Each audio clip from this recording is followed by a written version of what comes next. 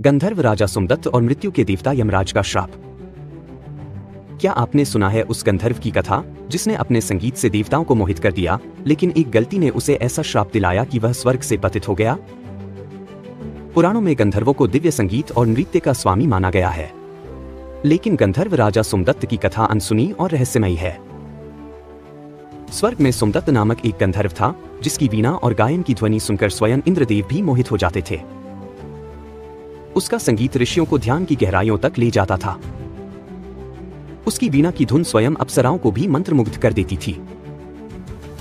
वह देवताओं की सभा में सबसे प्रिय गंधर्व था, लेकिन यमराज को उसके संगीत से घृणा थी।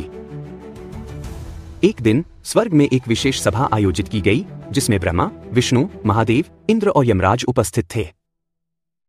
सोमदत्त को अपने संगीत का प्रदर्शन करने का आदेश मिला।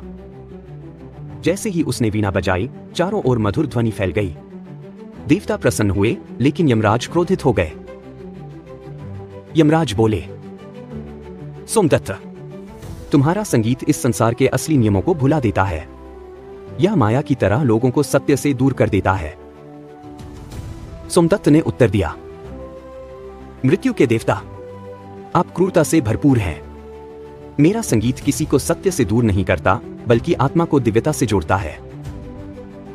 यमराज का भयंकर श्राप। यमराज को यह उत्तर अहंकारपूर्ण लगा। उन्होंने क्रोधित होकर सोमदत्त को श्राप दे दिया, चूंकि तुम्हें अपनी वीणा और संगीत पर इतना अभिमान है, इसलिए मैं तुम्हें श्राप देता हूं कि तुम अगले जन्म में जन्मांध अंधे होकर जन्म लोगे, ताकि तुम कभी भी संगीत का आनंद न ले सको। सोमदत्त स्तब्ध रह गया।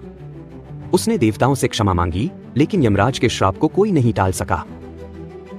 सोमदत्त का अगला जन्म क्या वह फिर से गंधर्व बना?